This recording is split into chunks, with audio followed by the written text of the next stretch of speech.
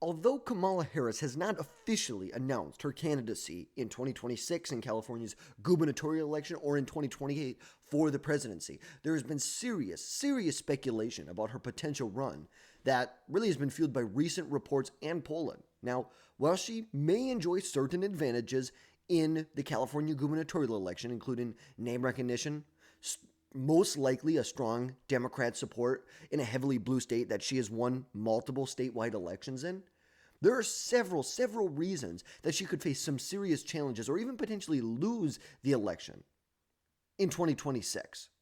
And I think one of the biggest ones could be voter fatigue over Kamala Harris.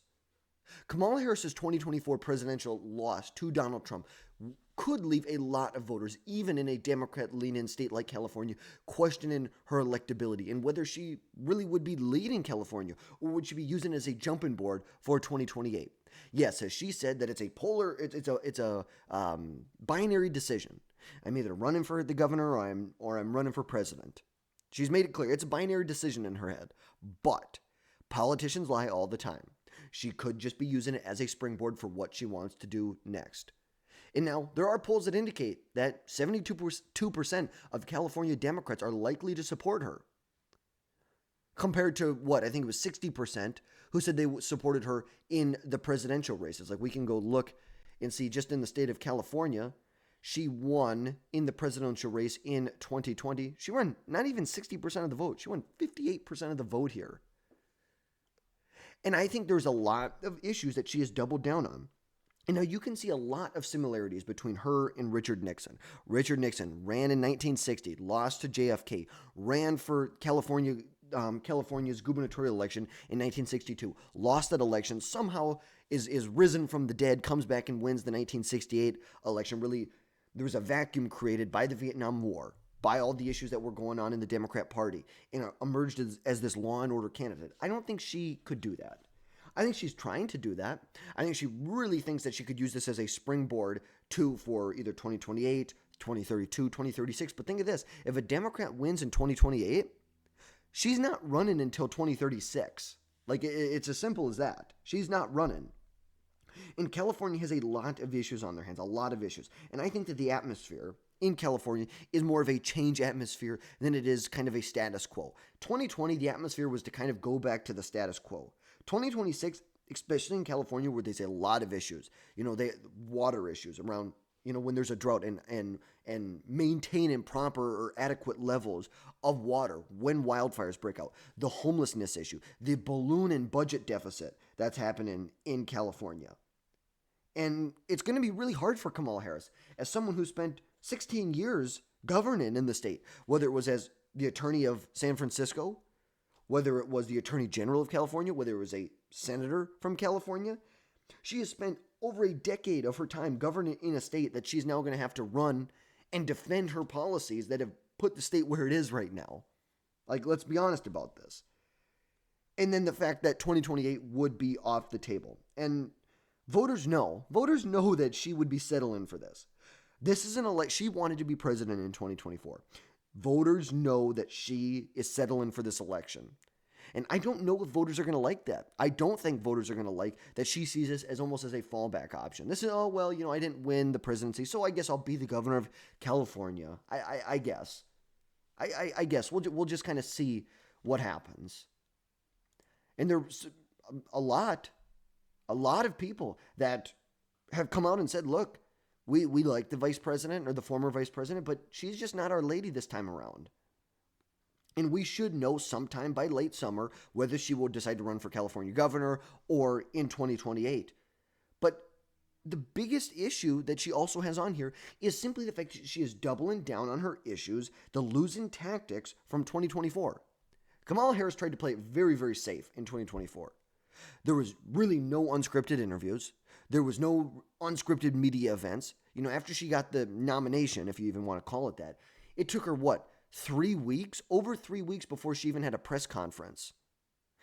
Meanwhile, on the other hand, Donald Trump was doing press conferences almost daily, if not more than once a day. Plus, he was going on unscripted podcasts that were 2-3 hours long, because that's what voters wanted. That's what the environment was. They wanted to see someone who is at their core. Who are they? Who are they? Not this polished figure, risk-averse figure. But the thing was, is as much as they tried to make Kamala Harris risk-averse to make sure she didn't have any gaffes, she had more gaffes than anyone. She had more gaffes than Biden had in 2020. You know, she had so many gaffes. How many times do we have to listen to her? Every time she started a speech, tell us that she came from a middle-class family. Like how many times? It was almost a running joke, and then you get to the debate, and, I was born in a middle-class family. It's just, it was just so polished and so not authentic. And that's what the Democrats, they had a big authenticity problem in 2024. But like we said, now she is doubling down on these same losing tactics. She is potentially a leading candidate in California's governor's election. Like, let's be honest, she is a leading candidate. Yet, when the Democrats have their convention in California, she decides that she's going to skip the California Democrat convention. Instead, she's going to send in a pre-recorded 3-minute video. Wow. Talk about doubling down on the same issues that caused you to lose in 2024. Kamala Harris, like we said, did not do a press conference for 3 weeks after she got the nomination. You go to the Al Smith dinner. This is a dinner where both candidates attend. They raise money for the archdiocese in New York. It's a big deal. New Yorkers, this is a big event in New York.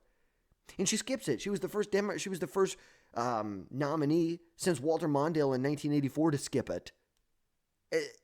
It was just time after time after time. She refused to do any unscripted interviews like Joe Rogan. Joe Rogan invited her on. But she wanted to dictate the terms of it. Look, if you know anything about the Joe Rogan podcast, the podcasts are typically 2 to 4 hours long. It is unscripted, and you go to Joe Rogan. Okay, well, what did Kamala Harris want? There wanted to be certain topics that were off the table.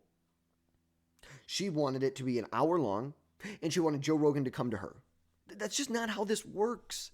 That's not how this works. Joe Rogan's been doing this for over a decade now. And it's just not how it works. You come to Joe Rogan. And especially when that was the group of people that the Democrats were struggling so badly with. 85% of the people who watch Joe Rogan are men. And I think there was a poll that was 40% of the people who watch Joe Rogan are men between the ages of 18 and 40. Okay, this is the core constituency that Democrats are struggling with like there was no tomorrow. But yet you are unwilling to spend 3 hours of your time to go talk with them, to reach the voters where they were at. You wanted voters to meet you where you were at. Well, Donald Trump was going out there and meeting voters where they were at. And it's really idiotic. And it's just like anyone with the resume of Kamala Harris without the name Kamala Harris on there would be not only a front runner in this race, and there'd be no questions about it, but would be a front runner in 2028. She was a former district attorney. She was a former attorney of the most populous state in America. She was a senator from the most populous state in America. She was the vice president, and she was the presidential nominee in 2024 for about 100 days. Anyone with that record, without the name Kamala Harris, would be running away with this election. They would be running away, but she's not. And it shows. It's because of the tactics that she's using. She is so bad at this. Whether it's the people she's hired that are on her campaign manager, her PR people, they are terrible at this. And that's why she does not deserve to win jack squat. She doesn't deserve anything. And this is exactly why I believe she is going to lose in 2026 if she runs for the gubernatorial race. I think she will lose because she's continuing to show. Look at what Tim Walz is doing. Tim Walz is getting out there. He's in California. Because remember, at this same event right here, where Kamala Harris sent in a 3-minute pre-recorded video, Tim Walz was the headline or the keynote speaker, I guess you could say. Tim Walz is going on podcasts. He's going all across the country. He was in South Carolina trying to shore up really support of the black constituency in South Carolina with Jim Clyburn. He's going to Iowa, Ohio, Montana, Nevada, North Carolina, he's going all over the place, laying the groundwork for the next bid. And she's just kind of sitting back, almost coasting as if it's a given, that she deserves it. And for all of those reasons, that is why I believe she will lose the 2026 gubernatorial election if she decides to run it. For that matter, I think she'll lose in 2028 too. But if she runs in 2026 in California, she will lose. That's going to wrap things up for today, folks. As always, drop down below, hit that subscribe button. Make sure you never miss another video from us again in the future. And folks, we will catch you next time.